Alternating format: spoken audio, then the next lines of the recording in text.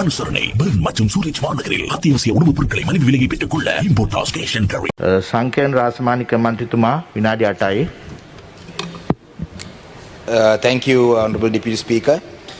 Today in this House, as we debate about some of the government notifications on National Gem and Jewellery Authority Act, Foreign Exchange Act and Sri Lanka Export Development Act, it's important to understand that all these things that relate to foreign exchange don't just depend on things that we do, such as I have seen that taxes have been changed and so on and so forth. And this economy depends on a lot more things than what we decide inside the country. Before I get on to that, just a few doubts that people had about these matters that I'd like to say in Sinhala. ඇත්තටම මේ රත්නපුර දිස්ත්‍රික්කයේ මම දැක්කා මේ gem and ජුවෙලරි ගැන කුළුණක් හදනවා කියලා. මම දැන් ජනතාවට ලොකු බයක් තියෙනවා මේ කුළුණත් ඇවිල්ලා අර කොළඹ නෙළුම් කුළුණ වගේ වෙයි කියලා. මොකද it could also become a white elephant with 348 million of money spent from the Gem Corporation, because it would be better off if it's built somewhere closer to the airport, because that will be a safety issue as well. And there's also taxes about 50% for Palmyra based arak and 70% for toddy, I think. But in Jaffna, if you see, there are so many Palmyra trees which are not even being used.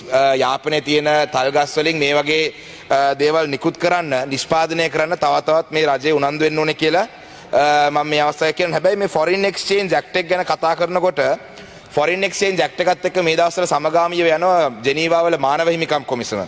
මේ මානව හිමිකම් කොමිසම කියන්නේ ඇත්තටම මේ දැන් ලංකාවේ මානව හිමිකම් කොමිසම කියන්නේ ලංකාවට විරුද්ධ මානව හිමිකම් කොමිසමක් බවට තමයි මේක ලංකාවේ ජනතාවට පෙන්වන්නේ. ඇත්තටම ලංකාවේ සිදුවෙන මානව හිමිකම් උල්ලංඝනය කිරීම නවත්තන්න ඕනේ කියන එක තමයි අපේ පරමාර්ථය. මානව හිමිකම් කියන්නේ සිංහල දෙමළ මුස්ලිම් හැමෝටම අයිති දෙයක්. අපි දන්නවා මේ ලංකාවේ දැන් ඉන්න අග්‍රාමාත්‍යතුමා තමයි ඉස්සෙල්ලාම මානව හිමිකම් උල්ලංඝනය පිළිබඳව අපිට පෙන්නලා දීලා තියෙන්නේ මේ ලංකාවේ ඉන්න ජනතාවට මෙහෙම දෙයක් තියෙනවා කියලා, ජෙනීවා කියලා දෙයක් තියෙනවා කියලා.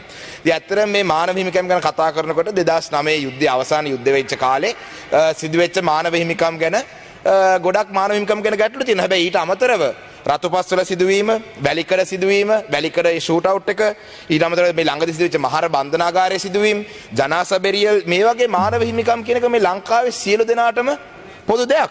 මොකද ලංකාව අද ගත්තොත් එහෙම ලංකාවේ ඉන්න තරුණ තරුණියන් ගත්තොත් එහෙම ගොඩක් තරුණ තරුණියන් කියන්නේ ඇහුවොත් එහෙම අපි කැනඩා යන්න කැමති, නැත්නම් ඕස්ට්‍රේලියා යන්න කැමති, යුරෝපයට යන්න කැමති. මං හිතන්නේ ඉතින් මෙහි ඉන්න മന്ത്രിවරුන්ගේ ඇමතිවරුන්ගේ ගොඩක් මුදල් තියෙන ව්‍යාපාරිකයන්ගේ පුතාලට දුවලට විදේශගත වෙලා තමන්ගේ ජීවිතයක් විදේශ රටක පටන් ගන්න පුළුවන්. හැබැයි ලංකාවේ ජීවත් වෙන ඉතාමත් යට පහත් මට්ටමේ ආදායම් තියෙන පවුල් ළමයි තාසයි කැනඩා යන්නේ. ඇයි ඒ කැනඩා යන්න ආස? අපි හිතලා බැලුවොත් එimhe කැනඩා වගේ රටවලට යන්න ආස. මොකද කැනඩා වගේ රටවල මානව හිමිකම් තියෙනවා. ඕස්ට්‍රේලියා වගේ රටවල මානව හිමිකම් වලට ගරු කරන රටක්. ඉතින් රටවලදී ඇත්තටම අපිට මේ මානව හිමිකම් කියන දේ නැතුව මං හිතන්නේ නැහැ ලංකාවේ ආර්ථිකයක් කියලා දෙයක් හදන්න පුළුවන් කියලා. මොකද ලංකාවේ ආර්ථිකේ මානව හිමිකම් කියන දේ ඒක දෙකම එකට යන දෙයක්. දැන් අද බැලුවොත් එහෙම ලංකාවට ආධාර දෙන රටවල් 1980 ගණන් වලින් පස්සේ ලංකාවට කිසිම රටක් ආධාරයක් දීලා නැහැ. හරි, ඒ කියන්නේ බටහිර රටවල් වලින් කිසිම ආධාරයක් ලැබෙන්නේ නැහැ. දැන් මේ මානව හිමිකම් කොමිසමේ ඉදිරි අනාගතයේදී අපි මානව හිමිකම් වලට අපි ගරු කරන්නේ නැත්නම් ඉදිරි අනාගතයේ GSP+ වගේ දේවල් උනත් අයින් කරොත් එහෙම ලංකාවේ බ්‍රැන්ඩික්ස් MS වගේ ආයතනවල තියෙන සේවකයන්ගේ තත්ත්ව ගැන හිතලා බලන්න. මොකද අපි මේ ලංකාවට විරුද්ධව, ඒ කියන්නේ මේ මානව හිමිකම් කියන දේ දේශපාලනීකරණය කරලා තියෙන නිසා තමයි මම මෙතන කියන්නේ. මොකද ලංකාව අපි වුණත් ලංකාවේ ජීවත් වෙනකොට අපි සතුටු වෙන්න ඕනේ. ලංකාව කියන්නේ මානව හිමිකම් වලට රෙස්පෙක්ට් කරන රටක්. අපේ ජාත්‍යන්තරයේ අපිට තියෙනුනේ එහෙම ඉමේජ් එකක්.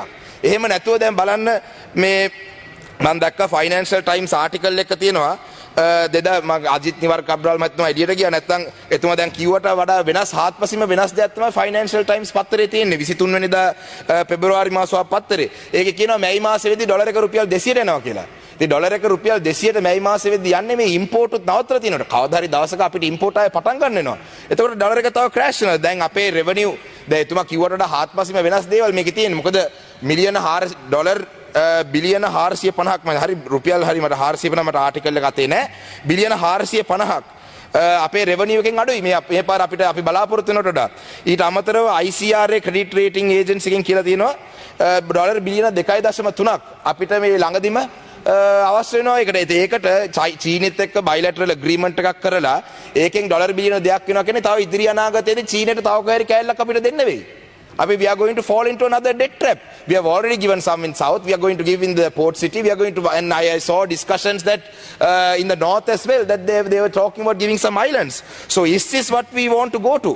එහෙම බැලුවම අපේ ෆොරින් සෙක්‍රටරි අපේ විදේශ ෆොරින් සෙක්‍රටරිගේ ස්ටේට්මන්ට් එකේ මෝර්නිං පුවත්පතේ කියලා තියෙනවා රටවල් විනාඩි 2යි මන්ත්‍රීතුමා විනාඩි 2යි රටවල් 21ක් ශ්‍රී ලංකාවට සපෝට් කරලා කතා කරා කියලා ඒකේ එක බටහිර රටක්වත් නැහැ. ඉතින් අපිට ඇත්තටම ඉදිරි අනාගතේ යනකොට අපිට බටහිර රටවල් වල සපෝට් එක නැතුව මේ ලංකාවේ ආර්ථිකය හදන්න බෑ. අපි ලංකරන් ඉන්නේ එරිත්‍රා වගේ රටවල. එරිත්‍රා කියන්නේ 1993 පස්සේ ඡන්දයක් තිබුණ නැති රටක්. ඒක නිසා අපි ඇත්තටම දැනගන්න ඩෙමොක්‍රසි කියන්නේ ඩෙමොක්‍රසි නැති රටවල වල බබාලා හදන්න මේ පර්මිෂන් නැහැ. Facebook නැහැ. YouTube නෑ, Instagram නෑ, Google නෑ. ඉතින් අපේ රටේ ඉන්න ජනතාවට මං හිතන්නේ එහෙම ජීවත් වෙන්න පුළුවන් කියලා. හැබැයි ජනාධිපතිතුමා මම දැක්ක මේ ඊයේ පෙරේද ගම සමදක පිළිසද්දරද මොනවද කියලා තියෙනවා. එතුමා පාස්, එතුමාට PhD එකකුත් තියෙනවා. දැන් මේ දෙවනි PhD එකට වැඩ කරන්න කියලා.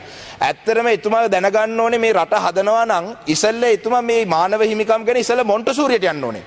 මොකද PhD එකට කලින් මොන්ටසූරියකට ගිහිල්ලා මානව හිමිකම් වල රෙස්පෙක්ට් කරන රටක්. මොකද බලන්න දවසින් දවසට කියන දේවල් රටක නායකයෙක් කියන දේකට රෙස්පෙක්ට් එකක් තියෙන්න ඕනේ. එදා අගමැතිතුමා කියනවා ජනාසභාවේලකට පර්මිෂන් දෙනවා කියලා ආපහු කියනවා ඒක නෑ කියලා. ඉතින් ඒ වගේ තමයි දැන් මේ මානව හිමිකම් කොමිසමත් එක්ක මේ ළඟදී මේ ගියේ පෙරේද දවස් ටිකක් බැලුවොත් එහෙම පළාත් සභා මැතිවරණේ තියෙනවා කිව්වා. අතුරුදහන් වෙච්ච කට්ටිය නෑ කියලා කියපු රටක අතුරුදහන් වෙච්ච පුද්ගලයන්ගේ පවුල් හම්බ වෙනවා කියලා ජනාධිපතිතුමා කියලා තියෙනවා. ඊට අමතරව මානව හිමිකම් ගැන හොයලා බලන්න කොමිසමක් පත් කරලා තියෙනවා. ඉතින් මේ වගේ විහිළු කරන්න හොඳ නෑ. මොකද අපේ රටේ තියෙන ඉමේජ් එක තමයි මේකෙන් බලපාන්නේ. මොකද සාමාන්‍යයෙන් රාජ්‍ය නායකයෙක් දෙයක් කිව්වම ඒ රටේ ඒක රෙස්පෙක්ට් එකක් තියෙන්න ඕනේ. දැන් මේ දැන් කියලා තියෙනවා ජූනි මාසෙදී පළාත් සභා ඡන්දේ තියෙනවා කියලා. දැන් ජූනි මාසෙදී පළාත් සභා ඡන්දේ තිබ්බේ නැත්තම් ඉතින් ඒක නිසා මේ රටේ ඉන්න අපි මේ ශ්‍රී ලාංකිකයන් වශයෙන් අපි මානව හිමිකම් වලට ගරු කරන රටක් වෙනවා. අද බලන්න ලංකාවේ හැම තැනම උද්ඝෝෂණ.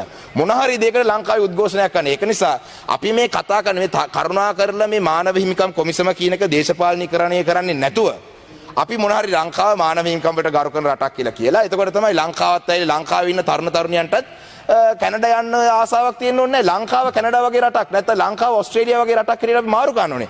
එහෙම නැති වුණොත් එහෙම ඉදිරි අනාගතයේදී මේ රට දැන් මේ රණ විදිහට මිලිටරයිසේෂන් එක ලංකාවත් මියන්මාර් වගේ තත්ත්වයකට යන්න හොඳ නැහැ කියන එක තමයි මගේ කැමැත්ත. ඒක නිසා කරුණා කරලා දැන්ම තීරණය කරන්න මේ අපි ලංකාව මානව හිමිකම් වලට රෙස්පෙක්ට් කරන අපිත් ඒ වගේම අපි එක රටක්වත් තරහ කරගන්නේ නැතුව ලංකාවේ ආර්ථිකය හදනවා නම් මානව හිමිකම් වලට රෙස්පෙක්ට් කරන තාම it's still not too late. So thank you. ස්තුතියි. ගරු ප්‍රේමලාල් ජයසේකර මන්ත්‍රීතුමා.